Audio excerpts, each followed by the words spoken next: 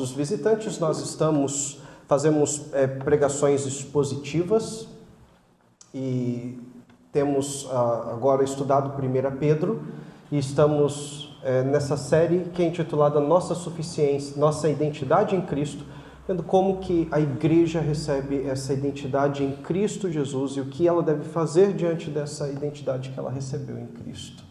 Certo? Então, 1 Pedro, hoje capítulo 2, dos versículos 18 a 20. 1 Pedro 2, versículos 18 a 20. Peço a você que acompanhe a leitura da palavra do nosso Deus com atenção, com temor e com fé. Assim diz a palavra do Senhor. Servos, sede submissos, com todo temor ao vosso Senhor, não somente se for bom e cordato, mas também ao perverso. Porque isto é grato, que alguém suporte tristezas, sofrendo injustamente, por motivo de sua consciência para com Deus. Pois que glória há, se pecando e sendo esbofeteados por isso, o suportais com paciência? Se, entretanto, quando praticais o bem, sois igualmente afligidos e o suportais com paciência, isto é grato a Deus. Até aqui, a palavra do nosso Deus. Vamos orar mais uma vez. Santo e eterno, nós te louvamos por esta carta maravilhosa. Te louvamos porque o Senhor usou o apóstolo Pedro para que essas palavras vindas do alto chegassem até o nosso coração nesta noite. Já fomos edificados, Senhor, ao ler tua palavra. Agora clamamos a ti que nos ajude a entendê-la, para honra e glória do teu nome. Em nome de Jesus. Amém. Corandeu. Você já ouviu essa expressão? Expressão latina. Uma expressão que significa diante da face de Deus.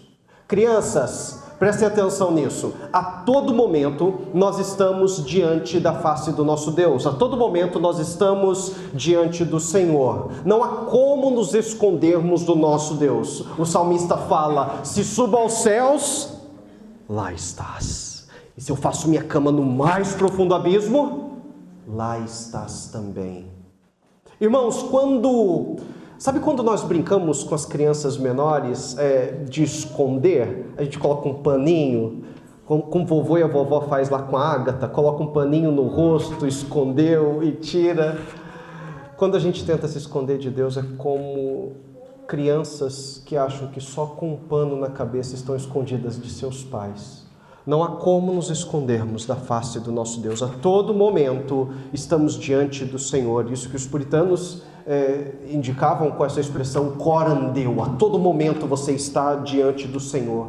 E as implicações disso são as mais diversas, porque mostram que no teu trabalho, nas tuas atividades, onde você for, você está diante do Senhor e tudo você faz e deve fazer para a glória do Senhor. Essa consciência para com Deus, da presença de Deus constante, deve mover peregrinos, aqueles que têm identidade em Cristo, ao propósito criacional, que está em conexão com o texto que foi lido aqui na nossa liturgia, o primeiro texto que lemos hoje. Quer comais, bebais ou façais outra coisa qualquer, fazei tudo para a glória de Deus. Porque você foi criado para a glória de Deus. Você foi criado para adorar ao Senhor. Viu, crianças? Nós fomos criados, crianças, para adorar ao nosso Deus. O fato é que muitas vezes, irmãos, vivemos e agimos sem essa consciência. E o resultado disso são os mais diversos. Por exemplo, se a gente voltar um pouquinho na história, na Idade Média, Luiz, havia uma divisão que era colocada entre o sagrado e o secular. O trabalho era dividido em duas categorias, de modo que o trabalho sagrado, Arthur, ele era realizado por profissões religiosas, como ser pastor, por exemplo. Mas outros tipos de trabalho, eles carregavam o rótulo de serem seculares. Qual que é o problema nisso? O problema nisso é que você faz uma divisão antibíblica. Uma divisão antibíblica entre coisas que glorificam a Deus e coisas que não glorificam a Deus ou que não têm relação nenhuma com Deus. A falta de consciência para com Deus faz o homem pensar que existem coisas que ele faz especificamente para Deus e coisas que ele faz para si próprio. Coisas que são de lá e coisas que são de cá, dentro dessas quatro paredes. Falta de consciência de Deus nos faz tratar, por exemplo, atividades da igreja como mais religiosas, como mais santas, atividades para Deus. Mas o trabalho exercido lá fora, seja na administração de uma empresa ou na administração do lar, como algo secular, realizado a par da vida cristã. Por isso que para alguns, as regras que dirigem a conduta aqui dentro não se aplicam lá fora. Por exemplo, há quem diga: pastor, aqui na igreja eu venho e faço com alegria, pastor. A hora que for, pode me chamar, tá bom? Liga para mim a hora que precisar, porque aqui, ó, tamo junto, pastor. Mas lá no meu trabalho, não. Lá no meu trabalho eu não faço assim com aquela vontade. Eu não dou aquele amor. Aquilo lá não é para Deus. O problema dessa mentalidade é que muitas vezes isso tem resultados terríveis e pecaminosos. O chefe que é intolerante se torna motivo da nossa murmuração. Porque de lado meio secular, ele se torna motivo da nossa reclamação, do nosso desrespeito. Cansaço no trabalho se torna motivo principal e fundamental, ou desculpa para não executarmos as ordens que nos são atribuídas. E se houver alguma injustiça, pastor, injustiça não, porque eu não levo desaforo para casa. Já falou isso? Já pensou assim? Não levo. Aqui, ó, do jeito que vem, vai. Será que é uma postura correta de um cristão? Amados, precisamos de um olhar bíblico para a vida. Precisamos encarar os desafios da vida com uma consciência peregrina, Fabiane. Isto é, uma consciência de que estamos diante de Deus em todo tempo, uma consciência de que vivemos para Deus. Uma consciência peregrina move o cristão a buscar e honrar Deus, ainda que ele passe por sofrimento, passe por aflições injustas. Portanto, consciência peregrina move aqueles que têm a sua identidade em Cristo a viver para a glória de Deus em toda e qualquer situação, pois entendem que não há divisão entre secular e sagrado. Tudo pertence ao Senhor. O tema do sermão desta noite é: a consciência peregrina nos move à glória de Deus. A consciência peregrina nos move à glória de Deus. Pedro, o apóstolo Pedro, nosso irmão Pedro, ele nos mostra que seja no trabalho, mesmo diante daquele supervisor que é intolerante, que é perverso ou mau, uma outra tradução possível aqui, ou até mesmo diante de circunstâncias das mais diversas em que haja sofrimento injusto, e isso certamente pode acontecer, se já não aconteceu com você, a consciência para com Deus moverá os peregrinos a buscar em todo tempo a glória de Deus. Veremos isso em duas lições, meus irmãos. A primeira lição, bem fácil para você anotar, a obediência. Obediência aos superiores. Primeira lição que nós veremos no versículo 18. E a segunda lição é a paciência na aflição injusta. Os versículos 19 e 20. Na verdade, aqui, meus irmãos, nós temos a conduta do peregrino diante da sociedade. Pedro ele já está trazendo diversas atitudes, condutas que o peregrino deve demonstrar diante da sociedade. Nós vimos na semana passada com relação aos magistrados, as autoridades do nosso governo. Agora, Pedro aponta para os nossos superiores, os nossos chefes, os patrões, e a gente vai explicar isso daqui a pouco, mas também tratando isso da perspectiva do sofrimento injusto. E aqui a consciência para com Deus, no versículo 19, é a fundamentação tanto da sujeição ou da obediência, quanto de você suportar sofrimentos injustos diante da sociedade, diante de acusações que venham a você. Você praticando bem, mas ainda assim sendo afligido por isso. Então o versículo 19 ele vai funcionar basicamente como uma dobradiça para a gente, transitando entre esses dois assuntos. A tua conduta de se sujeitar à autoridade e também o ato de suportar o sofrimento por causa da consciência de Deus, ou daquilo que estamos chamando aqui de consciência peregrina, certo? Veja o versículo 18: servos, sede submissos com todo temor ao vosso Senhor, não somente se for bom e cordato, mas também ao perverso. Aqui no versículo 18, irmãos, o apóstolo Pedro se dirige aos servos. Ele começa se dirigindo lá no versículo 13 aos seus leitores de forma geral. Veja lá, sujeitai-vos a toda instituição humana. Agora ele fecha um pouquinho o foco da câmera e aponta para esses servos. Quem são esses servos? Esses servos aqui poderia ser traduzido como escravos do lar. Escravos do lar. Escravo do lar ou servo do lar é uma designação para alguém que trabalha na residência. Mas não é como aquela escravidão que às vezes a gente pensa, né? Aquela coisa terrível que nós vimos, que nós lemos. O escravo do lar aqui, ele era alguém que, apesar de trabalhar na residência, mas ele tinha benefícios. Muitas vezes ele era tratado como parte da família.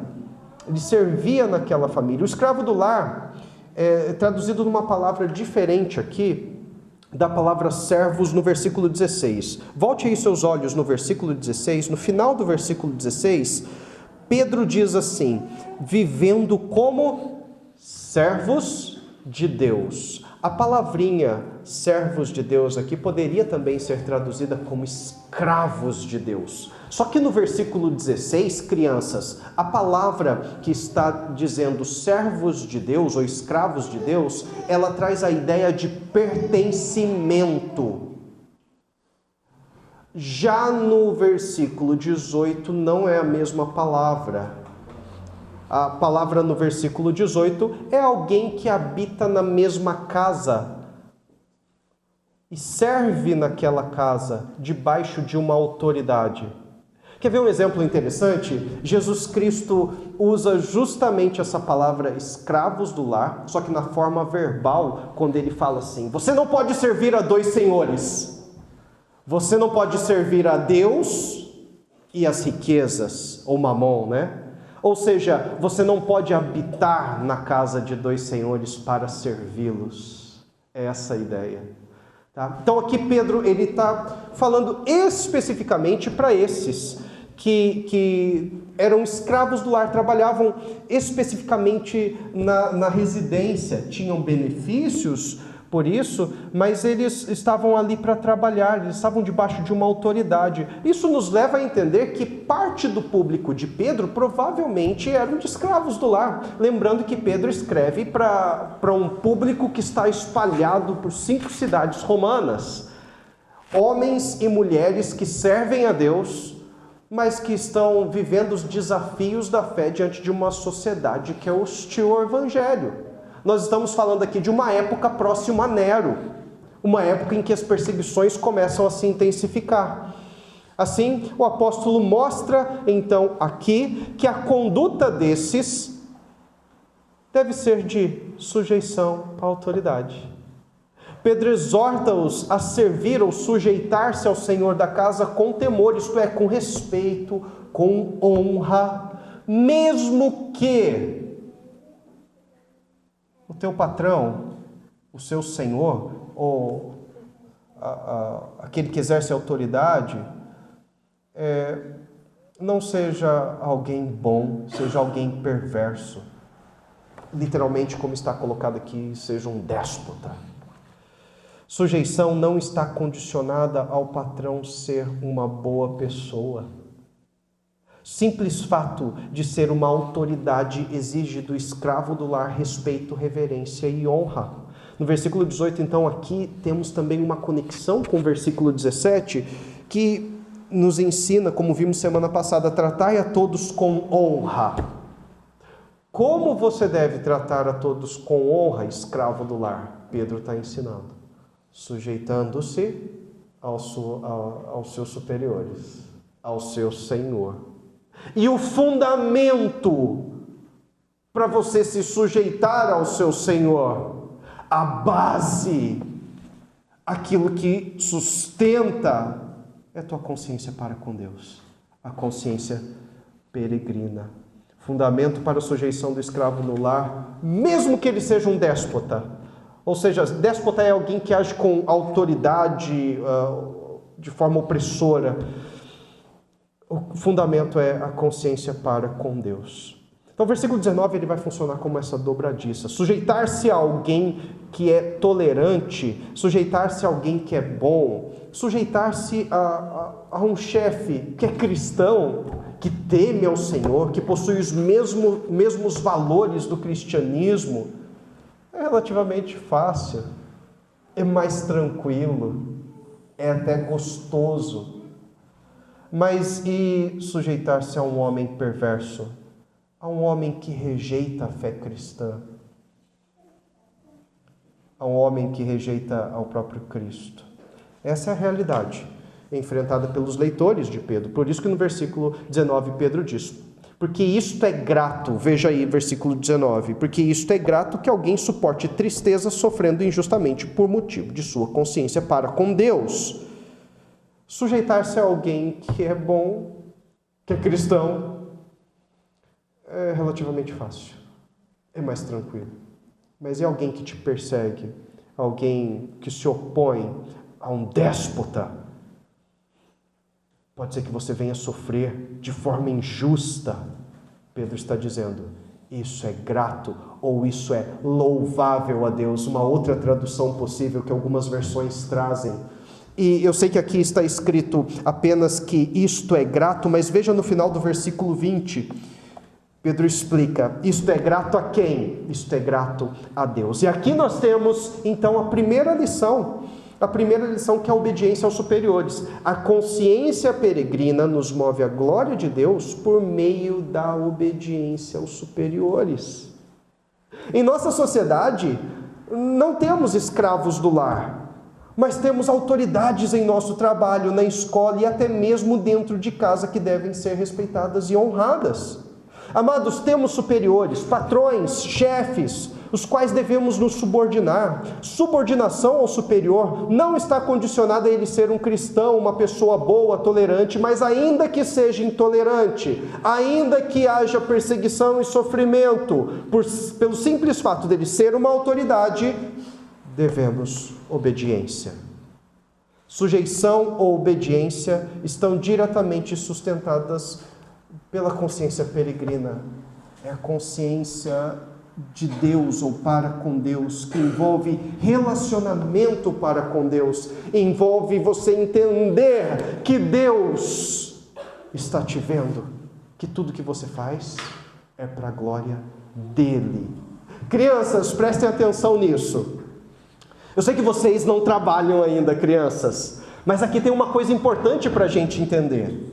Os pais, eles são autoridade dentro do lar, crianças.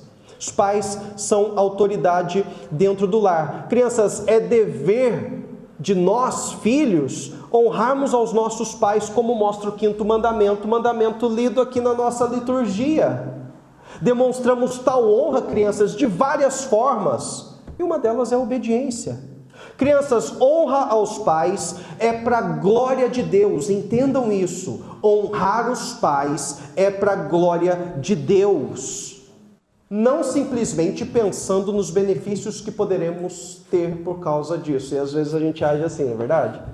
Às vezes a gente obedece pensando naquilo que a gente vai receber do papai e da mamãe.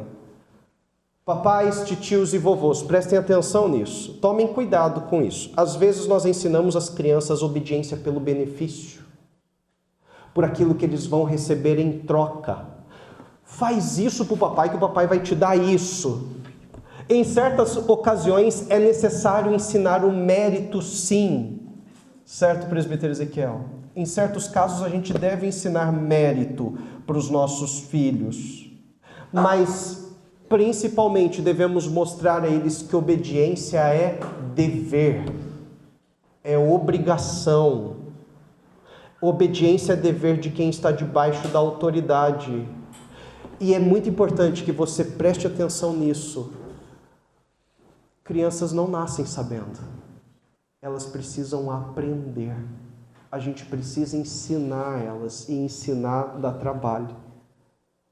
Mas eu tenho certeza que Deus vai te abençoar. São passos de fé que a gente dá em obediência ao nosso Deus, exercendo nossa autoridade dentro do lar, para mostrar aos nossos filhos o caminho dos peregrinos, que é um caminho de obediência que glorifica em primeiro lugar a Deus. Obediência é dever. Irmãos, obediência aos superiores é uma forma de cumprirmos aquilo que é devido a todos os homens, como já foi dito aqui. Na prática, preste atenção, isso diz respeito a glorificar a Deus na forma como, por exemplo, você responde ao teu chefe, mesmo que ele seja uma pessoa difícil. Sabe aquele cara que é, pastor, você não tem ideia de como é difícil lidar com essa pessoa.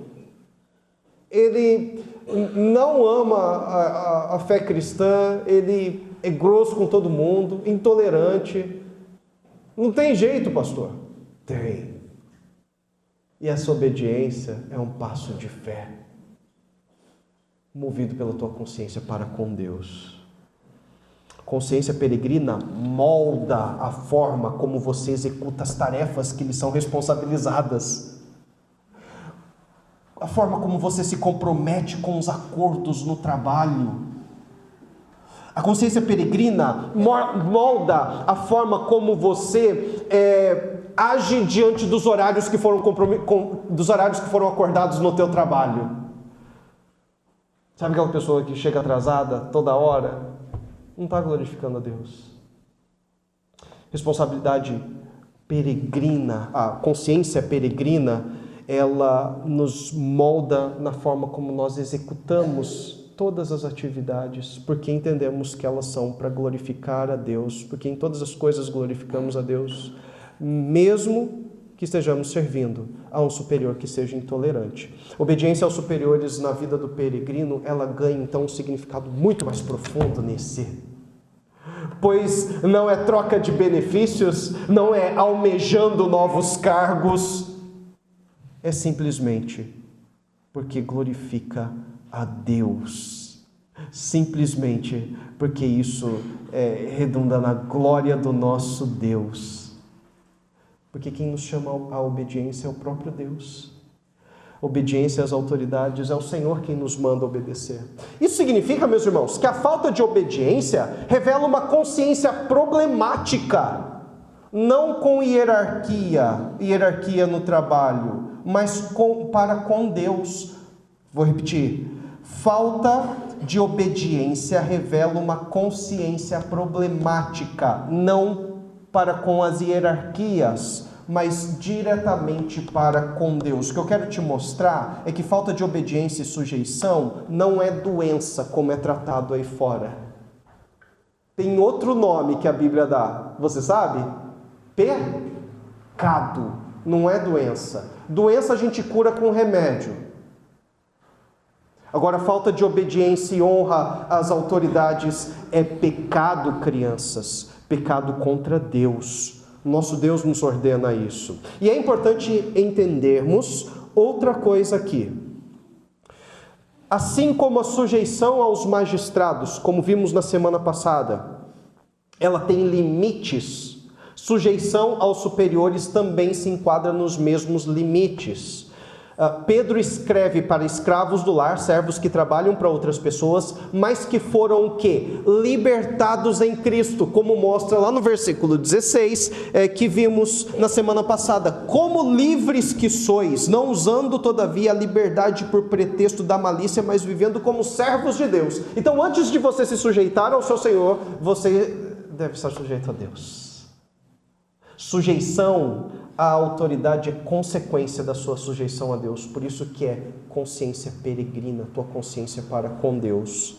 Então, os limites da sujeição aos senhores, aos patrões, eles encontram-se naquilo, dentro daquilo que se refere ou não a fazer a vontade revelada do Senhor. Independente se agem com tolerância ou não, a conduta dos peregrinos deve ser de sujeição, obediência e honra, não só à vista deles, mas cumprindo aquilo que foi ordenado. Não para agradá-los, mas porque agindo assim você glorifica a Deus. Mas os limites são: é pecado? Porque você não é chamado a viver na escravidão do pecado, como livres que sois. Ou seja, libertos do pecado. Você não deve se sujeitar ao pecado. Então os limites estão onde? Onde a palavra de Deus mostra. De forma prática, se o teu superior te ordena fazer algo que é pecaminoso, como mentir, você está liberado de se submeter a ele. Porque antes importa obedecer do que aos homens. Mas Pedro, ele não aplica esses versículos somente a escravos do lar. A gente precisa entender isso.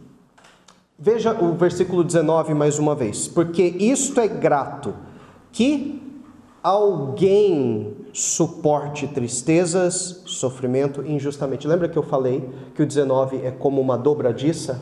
Então o que nós temos aqui nesse pronome indefinido, alguém, pronome indefinido, mostra pra gente que Pedro, ele expande a aplicação dessas palavras, ou seja, não é só para escravos no lar, mas qualquer outra pessoa, em qualquer outra circunstância, que sofra injustamente por causa da consciência para com Deus, que é o fundamento de tudo isso, isto é louvável ao Senhor. Mas a gente precisa entender o que ele diz no versículo 20. Acompanha a leitura. Pois que glória há, se pecando e sendo esbofeteados por isso, o suportais com paciência? Se, entretanto, quando praticais o bem, sois igualmente afligidos e o suportais com paciência, isto é grato a Deus. Pedro diz aos seus leitores que se alguém sofre por fazer algo ruim, é isso que está sendo dito aqui. Se você sofre por cometer um crime, por exemplo, isso é consequência do pecado. Não adianta você falar assim que suporta com paciência, porque não há louvor nisso. Sofrimento por fazer algo ruim, algo pecaminoso, é consequência do pecado. Então, crianças, quando vocês sofrem porque papai e mamãe disciplinam vocês, aí vocês falam assim: olha, pastor, eu estou sofrendo com paciência a disciplina que eu estou levando do meu pai e da minha mãe. Mas se é por algo pecaminoso, então é consequência do pecado. Não há nada de glória nisso. Não há nada de glória. Pelo contrário, papai e mamãe, exercendo a autoridade da disciplina, vocês estão glorificando a Deus. O pai que ama, disciplina. O nosso Pai do céu nos disciplina. Exercer a disciplina, então, é demonstração de amor. Então aqui Pedro não está dizendo que suportar o sofrimento por suportar sofrimento. Não é o sofrimento pelo sofrimento. Mas se você suporta o castigo por praticar o bem, por causa da tua consciência para com Deus, por fazer o bem, por ter uma atitude boa, uma atitude que glorifica a Deus,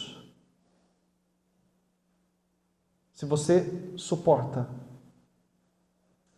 um sofrimento, uma aflição de forma injusta, então nisso você está glorificando a Deus. Se um cristão sofre aflições mesmo fazendo bem por causa de sua consciência para com Deus, seja isso no trabalho ou qualquer outra circunstância, irmãos, qualquer outra circunstância, o resultado é glória de Deus. Isto é grato a Deus, isto é louvável a Deus, isso resulta em glória de Deus. Por isso que Pedro diz: suporte o sofrimento injusto com paciência. E nós temos vários casos, basta você ligar a televisão ou procurar os jornais, de várias pessoas que sofrem por fazer o bem. Cristãos. Isso é louvável, você precisa suportar esse sofrimento com paciência. Aqui a gente chega na nossa segunda lição dessa noite: a paciência na aflição injusta. A consciência peregrina nos move à glória de Deus por meio da paciência na aflição injusta. Primeira lição foi: a consciência peregrina nos move à glória de Deus por meio da obediência aos superiores. Agora Pedro está nos mostrando que a consciência peregrina nos move à glória de Deus por meio da paciência na aflição injusta. Nossos irmãos do passado, eles eram tidos por criminosos simplesmente por serem cristãos. Você está disposto a sofrer por causa de Cristo? Você canta constantemente como cantamos aqui nessa noite? Te agradecemos pela cruz e o sofrimento, pelos inimigos. Você é grato a Deus pelas aflições? As aflições nos moldam a imagem de Cristo. Você tem sido grato a Deus? Você está disposto a sofrer por causa de Cristo? Essa semana foi a pergunta que nós fizemos para as crianças. Vocês estão dispostos a morrer por causa de Cristo Jesus? E entenda isso, eu não estou dizendo em sofrimento por causa de posicionamento ideológico, político, porque às vezes por causa da política a gente está disposto a sofrer. A gente vai até para a cadeia para defender o partido que a gente gosta. Mas e Cristo e a fé? Eu estou falando de um sofrimento por fazer o bem e rejeitar o mal. Um sofrimento pelo simples fato de seguir a Cristo. Irmãos, é sofrer injustamente simplesmente por não pensar como o mundo e não agir como o mundo. O sofrimento pode acontecer de diversas maneiras. Você pode perder o emprego, pode ser ignorado pelos colegas, ser ignorado pela própria família, por fazer o que é certo por causa de Cristo. E a pergunta é para você nessa noite: você está disposto a isso? Já vi casos de cristãos que sofriam aflições no trabalho e diziam que era por causa da fé, Marcos, quando na verdade eles não cumpriam o que estava combinado e eles sofriam as consequências disso e acabavam por envergonhar o nome de Deus, porque falavam que eram cristãos, mas não cumpriam com aquilo que tinha sido combinado, com os horários no trabalho, com as atividades que tinham sido combinadas, e achavam que estavam sofrendo por serem cristãos. Cabe a nós uma reflexão do tipo de sofrimento que estamos passando.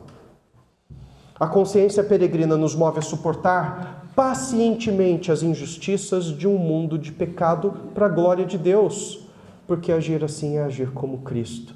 João 15, 18 e 19, nosso Senhor nos ensina isso. Se o mundo vos odeia, sabei que primeiro do que a vós outros me odiou a mim. Se vós fosseis do mundo, o mundo amaria o que era seu. Como todavia não sois do mundo, pelo contrário, dele vos escolhi, por isso o mundo vos odeia. Não espere ser amado do mundo, pois o mundo não amou nem mesmo o nosso Redentor Cristo Jesus. O mundo não tem consciência para com Deus, mas os peregrinos sim. Por isso, consciência peregrina nos move à glória de Deus por meio da paciência diante das aflições injustas. Crianças, vocês têm um desenho aí bem legal para pintar. Sabe quem que é esse que está ajoelhado aí no desenho de vocês? É o Fiel, do livro de John Bunyan, do livro Peregrino.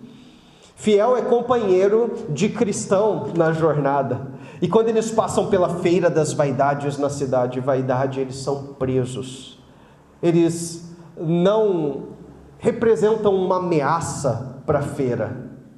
Eles só estavam passando, mas a população não o suporta.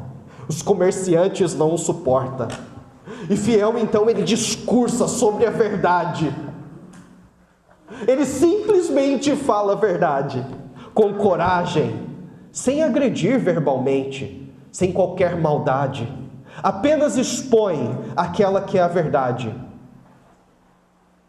Então eles o pegam, eles surram o fiel, eles batem nele e o levam para o julgamento. De um lado os jurados, senhor cego, senhor injustiça, senhor malicioso, senhora lascívia, senhor mentiroso e outros, com nomes que acompanham a conduta deles. Do outro lado está fiel, injustiçado, mas paciente, suportando as aflições. Suportando as aflições de um mundo do qual sabe que não pertence. Talvez nos lembrando aquele que, como ovelha muda, foi levado ao matadouro. A sentença veio, morte. Fiel, ele não continua a jornada junto com o cristão. Mas isso não significa que fiel não completou a peregrinação. Porque ao morrer nesta terra de injustiças, ele é levado diretamente diante dos portões celestiais. Eu sei que é uma ficção de John Bunyan. Eu não sei se você leu, mas eu te encorajo a ler O Peregrino. É uma ficção que espelha aquilo que nós vivemos. É uma ficção que espelha as realidades da vida daqueles que têm a consciência peregrina. Espelha a realidade porque quando olhamos para a nossa história, vemos o nosso Redentor levado a julgamento, mas preferiram um assassino que traz morte. Soltem Barrabás, lembra? Do que aquele que concede vida, Cristo Jesus. Cristo suportou pacientemente as aflições injustas contra ele. Se você tem a identidade de Cristo, o que te impede então de seguir os seus passos? O que te impede de glorificar a Deus por meio dessas circunstâncias em que há sofrimento injusto? Seria muita soberba, seria muito amor próprio, seria muito orgulho não suportar pacientemente as aflições injustas como Cristo. Porque se o amamos mais que tudo, então devemos seguir os passos dele e glorificar o nome do nosso Deus. Corandeu, você está constantemente diante da face de Deus. Portanto, qual testemunho você tem dado para a sociedade? Seja no teu trabalho, seja na tua família, diante de circunstâncias que muitas vezes você é injustiçado. Seja na tua escola, qual testemunho você tem dado? Tens suportado as aflições injustas e tens buscado a justiça, ou tens buscado a justiça com as próprias mãos? Comigo não é assim não, pastor. Falou, levou. Você tem glorificado o nome de Deus? Mesmo quando há sofrimento injusto? A consciência peregrina nos move à glória de Deus por meio da obediência aos superiores, mesmo sendo eles intolerantes, e por meio da paciência na aflição injusta, pois passaremos por sofrimentos injustos que muitas vezes não sabemos o porquê. Mas mesmo diante disso, você deve suportar pacientemente e glorificar o Senhor, pois a cada dia aqui nessa terra você é tornado mais e mais a imagem do nosso Deus, e a consciência peregrina nos move a fazer tudo para a glória do Senhor.